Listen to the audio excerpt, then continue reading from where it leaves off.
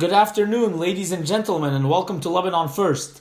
So, today I will be discussing the following two topics: the infamous Lebanese National Pact and the Lebanese Constitution. For those who are not familiar with the National Pact, the pact was an unwritten agreement between Lebanon's first president, Bshara el-Khoury, and the country's first prime minister, Riyad el-Solh. In this pact, the two men agreed that in order for the two major religious groups in the country to coexist peacefully following independence from France, the Muslims had to acknowledge the following: that Lebanon is a free and independent country which should not have any aspirations of unification with Syria. Whereas the Christians had to abide by the following rule: the Christians were to maintain a distance from the Western powers. In addition, the pact also stated that peaceful coexistence will take place if all the religious groups get their fair share in post-independent Lebanon's government, thereby enacting the system of religious confessionalism which France had already set the groundwork for. However, there were three problems with the pact, one of which relates to the constitution. The first problem is that the 1958 crisis occurred due to the hypocrisy and double standards from both the Muslims and the Christians, in which both groups respectively did not honor what was required of them based on the pact. The second was that the weak structure of this pact could not contain the flames of the 1975 civil war. Now the third problem, and this problem relates to the constitution, is that Article 24, subsection B, states the following: proportional representation among the confessional groups within each of the two religious communities. This article clearly contradicts the National Pact, in that the National Pact distributes power by giving a member from each of Lebanon's major religious communities an important position in government, whereas the Constitution does resemble the National Pact in that it advocates for a government divided along religious lines, but it does not explicitly mention which religious sect can assume responsibility of which position within the Lebanese government. To conclude this history lesson, it is safe to say that the National Pact is no more than expired words which will have little to zero value in Lebanon's future political system, and that our constitution must be revised and amended accordingly. My friends, a small fact about me: I was born and raised in a Shiite Muslim family. However, when I'm here on YouTube every other week talking about Lebanese politics, I do not endlessly talk about my religious sect and what my sect has gone through in terms of misery and woes, because that would only exacerbate the current political situation plaguing Lebanon, as well as remind people of a past filled with sadness and suffering.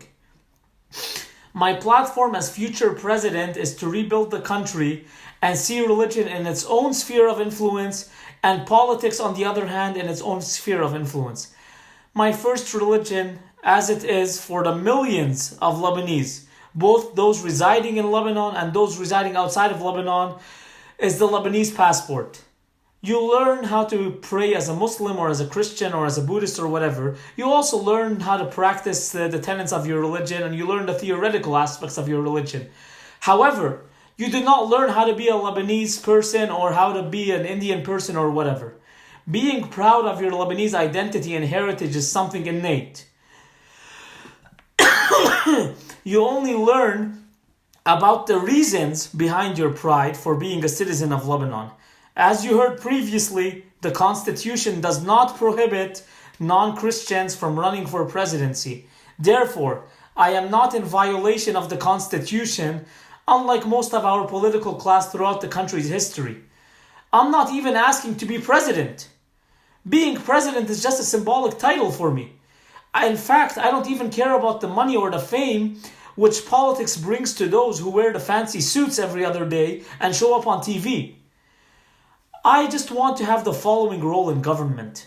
I want to be an individual with just enough power so as not to go power crazy, as well as someone with just enough power to muster up the resources and to assume the role of nothing more than a wise man who will guide the masses to a path which leads them to the doors of freedom, justice, and tranquility. Countries do not build themselves. let alone be constructed by one sole individual.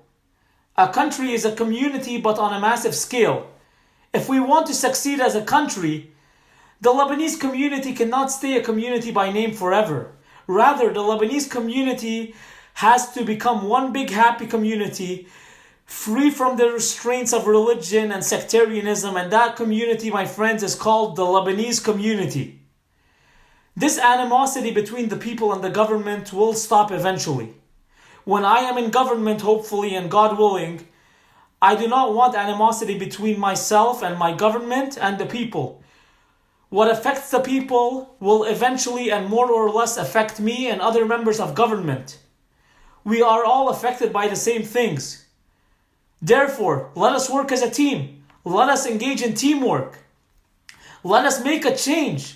Let us abandon the outdated national pact. Let us remove all differences between us and engage in dialogue en masse, in which we share our unique ideas and perspectives and adopt the unique ideas and perspectives which we see best for the interests of Lebanon. My friends, I can't promise how long it will take for Lebanon to finally be fixed and become the Switzerland of the Middle East, as it was once called back in the day. These things never really have a deadline. The only thing I can promise, though, is that if we all stick together and the more effort we put, every day that goes by is one step closer and is a day closer to achieving our end goal. And that is having a country which respects everyone, which is tolerant of everyone, and which is in the best interest of the future generation of Lebanese people. Let us stand together as one firm and solid unit, united against the enemies which threaten our territorial integrity and our sovereignty. Let us stand together as one firm and solid unit which is more than willing to work day and night to make our country a better place for the future generations. Let us stand together as one firm and solid unit which thinks about, in both its waking and sleeping moments, of a free country which wants to and is determined to continue prospering from now until the end of time. Finally, this project that I'm doing, it is not, and it will never ever be about me. This project is for the country, the people, and the flag. As I said in the previous video. In the previous video, I said that I am morally obligated to look after the people and the country.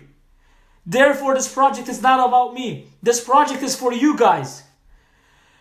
To all the Lebanese citizens in Lebanon and across the world, you are not servants to the government. Rather, the government is at your service on a 24/7, 365 days a year basis. Always remember that and never ever forget that.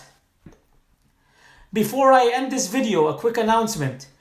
With the exception of a special edition Lebanon Independence Day podcast, which will be uploaded on Thursday, the 22nd of this month, I will not be releasing any new podcasts, only on one condition.